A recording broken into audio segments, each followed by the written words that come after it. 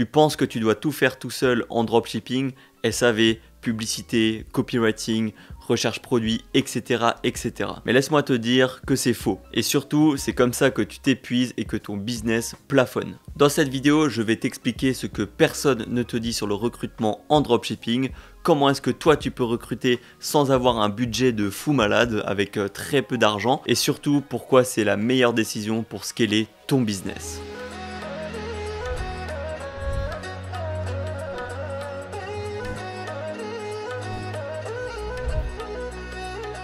Salut, moi c'est Théo, je suis entrepreneur depuis maintenant plus de 6 ans. J'ai créé le Storytheme qui est pour moi le meilleur thème Shopify en France.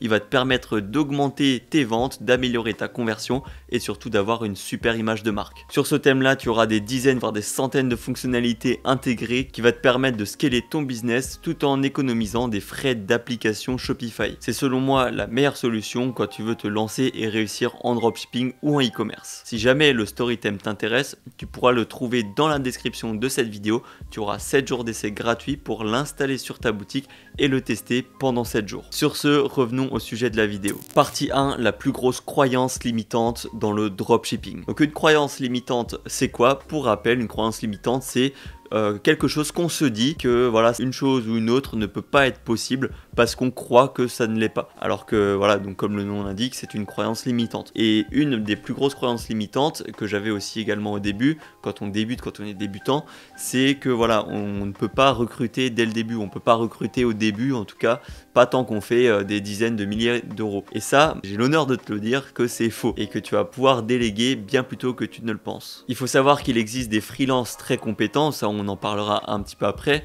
que tu pourras trouver entre 5 et 10 euros de l'heure, 5 et même 15 euros, 20 euros de l'heure, ça reste encore cohérent selon les tâches que tu as à donner. Et c'est pas forcément des gens que tu vas payer en temps plein, ça va être des gens que tu vas payer à la tâche ou au forfait. C'est-à-dire que par exemple, tu vas payer quelqu'un qui va faire ton SAV, ça va peut-être lui prendre 1 heure par jour, même si c'est à 10 ou 15 euros par heure, je te laisse faire le calcul en une semaine, combien ça peut te coûter, mais surtout combien, enfin le temps que ça te permet d'économiser pour faire autre chose et te faire gagner plus d'argent. Parce qu'au final, il faut bien se dire que ce genre de dépense, c'est un investissement et non une dépense, c'est pas de l'argent que tu perds, c'est surtout du temps que tu te libères pour toi, pour faire d'autres choses, pour faire des choses à plus haute valeur ajoutée. Donc pour conclure cette première petite partie, c'est qu'il faut pas que tu penses que c'est impossible de recruter en dropshipping. T'inquiète pas, essaye de juste chercher, d'estimer les coûts et tu verras que c'est bien moins grand, bien moins élevé que ce que tu ne pensais à la base. Partie 2, qu'est-ce que tu vas pouvoir déléguer en premier et surtout dans quel ordre? Alors bien évidemment, pas besoin d'avoir une équipe de 10 personnes, seulement quelques personnes suffisent sur certaines tâches. Et surtout, tu peux y aller step by step, c'est-à-dire que tu vas d'abord recruter une personne, après dès que tu fais un petit peu plus, tu vas pouvoir recruter une deuxième, une troisième, une quatrième, etc. etc. C'est progressif et tu n'es pas obligé de faire tout d'un coup, bien évidemment. Donc du coup, selon moi, les 5 premiers rôles que je peux te recommander de recruter, et ça dans le bon ordre, pour que tu puisses toi te libérer du temps pour faire des choses plus intéressantes. Du coup, la première chose à déléguer, la plus importante, c'est le SAV. Le SAV, c'est quelque chose de très répétitif, redondant, chronophage, et c'est pas une tâche qu'on a envie de faire parce qu'on est confronté justement aux clients qui sont pas contents, qui n'ont pas reçu leurs produits, qui veulent un échange, un remboursement, et ça peut miner le moral à force. Donc c'est pour ça que je te conseille de recruter quelqu'un pour le SAV le plus tôt possible pour justement gérer tout ça, toi te libérer on va dire de la charge mentale pour te concentrer sur des choses plus importantes. Après ça va être très important d'avoir des retours, des rapports on va dire du SAV pour savoir qu'est-ce que tu vas pouvoir améliorer par la suite. Donc voilà, faut pas non plus s'éloigner de trop, mais recruter quelqu'un en premier par rapport à ça, c'est pour moi la meilleure solution. Après tu peux aussi bien évidemment préparer des réponses préfaites pour aider on va dire les nouvelles personnes qui vont répondre à ton SAV pour les onboarder on va dire beaucoup plus vite, pour qu'ils soient beaucoup plus à l'aise rapidement. Ensuite, la deuxième chose que je te conseillerais de déléguer, c'est la recherche produit. Surtout si tu es en dropshipping, parce qu'en dropshipping, le but ça va être de trouver des produits gagnants pour les tester et voir si ça fonctionne ou pas. Et quand tu as beaucoup, faire une liste de produits que tu vas lancer, ça prend souvent beaucoup de temps. Et donc ce que je te conseille de faire, c'est au début, quand tu auras tes premières boutiques qui fonctionnent, tu auras du coup la méthodologie sur comment est-ce que tu as fait pour trouver un produit. tu filmes tout ça, tu filmes une recherche produit, t'expliques voilà, tu regardes ça, tu vas sur tel logiciel et derrière tu vas essayer de trouver un freelance qui va te le faire à ta place. Tu vas lui dire voilà, j'ai cette vidéo là, j'ai montré comment faire et maintenant j'aimerais que tu me fasses la recherche produit tous les jours ou même une fois par semaine. Par exemple, s'il accorde, je sais pas, 2-3 heures de son temps chaque semaine pour te faire de la recherche produit, ça va peut-être te coûter 50 balles par semaine, mais au moins tu auras des produits à lancer quasiment tous les jours et voilà, tu n'auras plus besoin de passer du temps sur cette tâche-là qui n'est pas forcément la plus intéressante. La troisième tâche ensuite que je conseillerais de déléguer, c'est le montage des publicités. Parce que quand on veut réussir en dropshipping, souvent il va falloir tester beaucoup de publicités. Il va falloir faire des publicités avec des bons hooks, c'est-à-dire les 3 premières secondes doivent être impérativement accrocheuses. Et si tu ne fais pas ça, bah malheureusement, voilà, tu peux vite, tes publicités vont vite s'épuiser, ton shop il va vite arrêter de fonctionner et ce sera fini pour toi. Tu dois juste retrouver un nouveau produit, recréer une nouvelle boutique, refaire du testing et ça c'est chiant. Donc moi ce que je te conseille c'est que d'abord toi tu fais tes propres publicités, tu apprends comment les faire, comment faire quelque chose qui fonctionne. Et une fois que ça tu sais le faire et que tu as fait des boutiques qui fonctionnent déjà un petit peu, tu vas pouvoir recruter quelqu'un en freelance toujours pour faire le montage de tes publicités. Et là tu lui donnes des instructions claires, tu lui dis il faut que les 3 premières secondes elles soient impactantes, tu lui donnes des idées, tu lui suggères, tu lui fais des suggestions. Et derrière, cette personne-là va travailler pour toi et va essayer de, je sais pas, par exemple, te livrer peut-être 3 vidéos chaque semaine que toi derrière tu vas pouvoir créer pour faire des nouvelles créatives sur Facebook Ads, sur TikTok Ads et ainsi renouveler tes publicités pour toucher plus de monde. Donc voilà, en troisième, le montage des publicités, très important. Ensuite, en quatrième, j'ai noté le copywriting. Alors ça, c'est à la fois tu peux recruter quelqu'un pour faire le copywriting, donc c'est-à-dire quelqu'un qui va t'aider à faire les descriptions produits, les bénéfices, les avatars clients, mais aussi par exemple les scripts publicitaires pour voilà, comment est-ce que tu peux avoir une bonne trame pour ta publicité pour ensuite envoyer à la personne qui fait le montage de la vidéo par exemple, enfin pour tout ce genre de choses. Bon, maintenant aujourd'hui on a ChatGPT pour nous aider dans ce genre de tâches, mais parfois avoir une vraie personne qui fait du copywriting, ça peut être tout aussi efficace et pas forcément très cher. Encore une fois, la personne elle passe 1 heure à faire ça, ça va peut-être te coûter 15 € et au final c'est un truc que tu vas pouvoir utiliser pour la suite pour faire des choses sur le plus long terme. Donc voilà, c'est pour ça que je conseille le copywriting et surtout si tu recrutes des experts, des gens qui savent comment vraiment écrire, parce que voilà, j'analyse beaucoup des boutiques sur TikTok et je vois énormément de personnes faire n'importe quoi au niveau des scripts, des descriptions produits, de comment la manière dont ils parlent de leurs produits sur leur boutique, et ça c'est dommage. Il faudrait quelqu'un qui sache comment faire, et voilà, il n'y a pas 36 solutions. Soit tu te formes, ça c'est quand même un peu long, et puis voilà, c'est aussi faut aimer un peu le truc, ou alors tu délègues à un freelance qui saura le faire. Et enfin, le 5e poste que j'ai noté, c'est la recherche de micro-influenceurs. Parce qu'à partir d'un certain moment, il va falloir que tu cherches par exemple des micro-influenceurs pour leur envoyer ton produit, pour qu'ils puissent te faire des vidéos de type UGC, donc des vidéos où ils parlent de ton produit, où ils l'utilisent, pour que toi tu vas pouvoir le mettre sur ton site. Sauf que ce genre de tâche, trouver des micro-influenceurs, c'est très long. Ensuite, il faut les contacter, il faut attendre les réponses, il faut reparler par message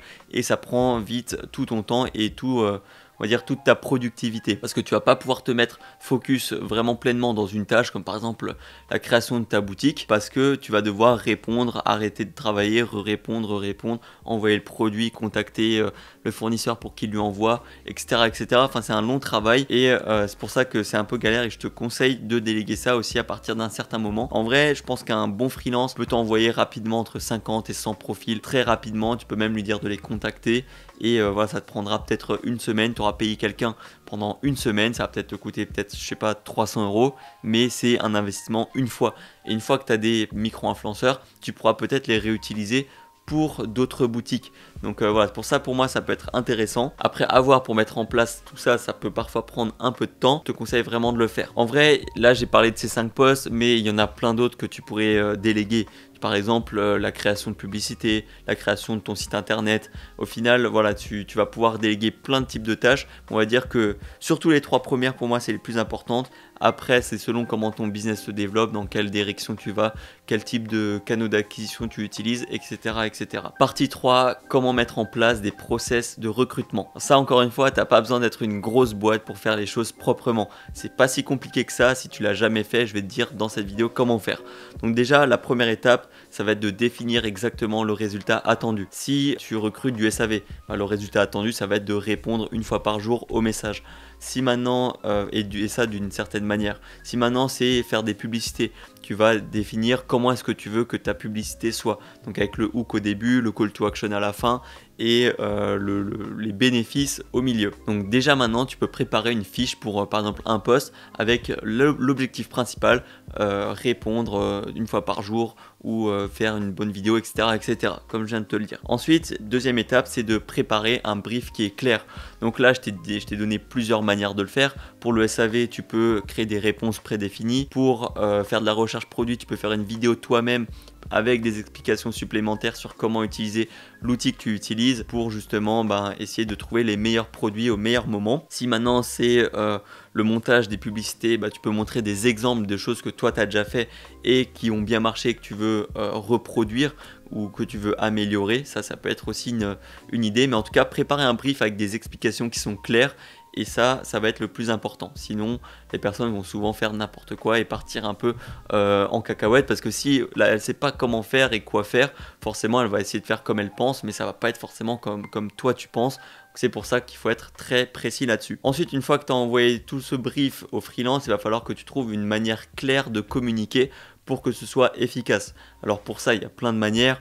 Il y a utiliser par exemple des Google Docs, utiliser Notion. Notion, personnellement, c'est ce que j'utilise et que je trouve vraiment incroyable pour ce genre de choses. Comme ça, tu peux dire quand est-ce que tu dois par exemple prévoir des vidéos de publicité. Tu donnes accès au Notion au freelance et lui il va pouvoir regarder et noter aussi quand c'est fini, quand c'est en cours, etc., etc. Donc ça c'est vraiment bien. Si jamais tu veux des vidéos sur Notion, n'hésite pas à me le dire dans les commentaires. Ça peut être vraiment intéressant à faire. Ensuite, tu peux par exemple dire de communiquer par vidéo sur Loom. À ce moment-là, quand la personne te fait des retours, elle t'envoie des Loom et ça te permet de vérifier ça rapidement et d'avoir quelque chose d'assez clair. Ou bien tout autre type de logiciels, il y en a plein, je les connais pas tous, mais comme dit, moi ce que je préfère c'est Notion. Après, selon les besoins, ça peut être par des Google Docs, ça peut être juste des messages, des vocaux, des vidéos, ça dépend un petit peu. Et enfin, pour clôturer cette partie, c'est quand même une des choses les plus importantes, j'en ai pas encore parlé, c'est comment trouver ces freelances-là, comment est-ce que tu vas pouvoir trouver ces personnes qui vont travailler pour toi. Bonne nouvelle, c'est pas compliqué du tout, il va juste falloir utiliser des plateformes, donc il y en a plein, il y a Fiverr et Upwork qui sont très connus, qui sont en anglais. Tu vas pouvoir poster des jobs ou alors trouver des freelances directement. Tu as Malt aussi, bon ça c'est un peu plus cher et un peu plus haut de gamme, j'ai envie de dire. Après tu peux trouver via des groupes spécialisés, c'était sur des Discord ou des Facebook ou quoi. Ou bien un équivalent de Fiverr et Upwork mais en français, c'est ComeUp, anciennement 5euros.com, où tu vas pouvoir trouver de très bons freelances qui vont pouvoir faire toutes ces tâches là. Et le dernier conseil que je peux te donner, c'est qu'il vaut mieux trouver un freelance qui soit très bon dans une tâche plutôt qu'un assistant polyvalent qui sera moyen dans à peu près tout. Donc voilà, c'est pour ça que je te conseille, par exemple, tu vas sur ComeUp, tu vas chercher service client et à ce moment-là, tu vas trouver plein de freelances qui peuvent faire ton service client. Tu vas taper après montage publicité et tu vas trouver plein de freelances spécialisés là-dedans. Donc du coup, c'est pour ça que je te conseille d'utiliser cette plateforme-là et surtout aussi faire des tests, c'est-à-dire qu'au début, tu vas pas prendre la première personne venue, tu vas par exemple en choisir 2 ou 3 qui te paraissent bien, tu vas leur envoyer une tâche à faire et celui qui fait la tâche de la meilleure des manières, tu le recrutes et tu laisses tomber malheureusement les deux autres, mais comme ça tu as les meilleurs profils pour ton business. Partie 4 et celle je crois qui m'énerve le plus, c'est ils vont voler mon produit. Alors ça c'est des choses que j'ai déjà entendues quelques fois chez les dropshippers qui se lancent, qui pensent que quand ils vont déléguer, les personnes vont voler leur concept, vont voler le produit qu'ils ont trouvé et lancer à leur place. Et ça, la vérité, c'est que c'est complètement faux. Honnêtement, les freelances, ils s'en foutent complètement du produit que tu lances. Eux, ce qu'ils veulent, c'est être payés pour le travail, ce pourquoi ils sont doués. Et ils vont pas se faire chier à faire je sais pas, des annonces sur Fiverr pour devenir freelance, puis ensuite trouver des gens qui le recrutent pour ensuite trouver des produits. Non, il n'y a personne qui fait ça, honnêtement. C'est pour ça qu'il ne faut pas avoir peur de recruter en pensant que la personne va voler son produit. Ça, c'est complètement faux. Et puis quand bien même, admettons, ça devait arriver, c'est pas forcément le produit qui va être important, mais c'est de la manière dont tu vas le faire. Si lui, il n'a pas la bonne manière, alors que toi, tu as la bonne manière de vendre un produit, bah, ça va être toi qui va faire de l'argent et pas lui. Et même, je pense que quelqu'un qui copie, déjà, je pense que éthiquement, c'est pas un truc de fou. Enfin, la personne, elle va pas faire ça toute sa vie, et puis au moment, ça va moins bien marcher que si elle faisait les choses par elle-même. Donc voilà, faut pas avoir peur de ça. Et je sais que malheureusement, il y a plein de dropshippers qui pensent comme ça, que tout le monde, n'importe qui, va voler son produit, que c'est top secret. Alors qu'en soi, au bout d'un moment, tu vas lancer des publicités, des millions de gens vont voir ton produit et ton site. Il y aura déjà d'autres occasions d'autres personnes qui vont voler ton produit. Donc voilà, c'est pas là-dessus où il faut se dire voilà, j'ai peur. Donc voilà. C'est vraiment un truc qu'il faut s'enlever de la tête. Les freelances ne vont pas voler ton produit. Partie 5 et surtout dernière partie, c'est pourquoi recruter tôt te fait exploser. Alors, comme je l'ai déjà dit plusieurs fois dans cette vidéo, mais là c'est surtout pour conclure, recruter ce n'est pas pour les grosses entreprises, c'est justement ce qui va te permettre de devenir une grosse entreprise. Ce n'est pas, voilà, toutes les grosses entreprises étaient au départ des petites entreprises qui ont recruté pour devenir de plus en plus grosses au fil du temps. Et justement, recruter, ça te permet du coup, je l'ai noté, de gagner en temps et en énergie, de te concentrer sur des actions à plus haute valeur ajoutée, comme par exemple la création de boutiques, peut-être la manière dont tu vends, enfin la stratégie, les publicités, tout ce genre de choses qui sont quand même beaucoup plus importantes, ou même juste se former, continuer de se former au fil du temps, ça va être très important. Et si tu as 50 000 tâches à faire, bah, ça va toujours être plus compliqué d'être focus sur un seul truc et d'exceller, et ensuite de faire passer ton business à un niveau supérieur. Et enfin, la dernière chose, c'est que ça va quand même te permettre de développer un mindset de chef d'entreprise où tu vas passer quand même à un certain niveau supplémentaire dans le business, où tu vas devoir gérer des personnes. Et ça, voilà, c'est pas le truc le plus facile au monde, et tu as beaucoup de choses à apprendre par rapport à ça quand tu fais du business, peu importe le business que ce soit. Et voilà, donc c'est pour ça que recruter, il faut le faire le plus tôt possible, dès que tu peux, et je t'assure que tu ne vas jamais regretter ces choix-là. Au pire, ce qui peut se passer, c'est que voilà, c'est un freelance, tu seras pas satisfait du travail, et à ce moment-là, bah, tu lui dis voilà, je veux plus te payer, je veux plus que tu travailles pour moi, et tu auras peut-être perdu un petit peu d'argent, mais pas énormément, parce que ça t'aura permis aussi d'apprendre et de ne plus faire les mêmes erreurs par la suite. Donc c'est pour ça que recruter, c'est vraiment un point clé dans le business. Donc en conclusion, si je devais te récap un petit peu ce que j'ai dit dans cette vidéo, c'est que tu peux recruter même avec un petit budget. Commence par déléguer les tâches les plus chronophages, donc le SAV, la recherche produit, le montage des publicités, etc., etc. Fais des briefs clairs pour que les freelances puissent vraiment travailler efficacement et rapidement pour toi, sans devoir passer par des mois d'apprentissage, de formation pour qu'ils puissent bien travailler pour ton entreprise. Non, fais des briefs, sois clair dans tes explications pour que la personne puisse être vraiment efficace pour toi. Ensuite, essaye de recruter via des plateformes comme Upwork, Fiverr, ComeUp, très important.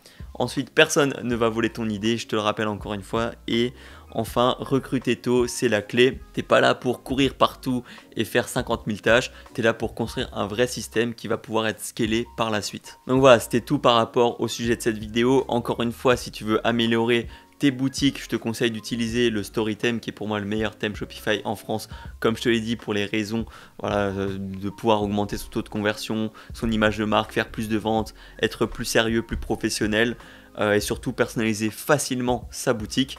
Donc voilà, tout ça c'est dans la description. Dans tous les cas, si tu as des questions, n'hésite pas à les poser dans les commentaires, moi je me ferai un plaisir d'y répondre.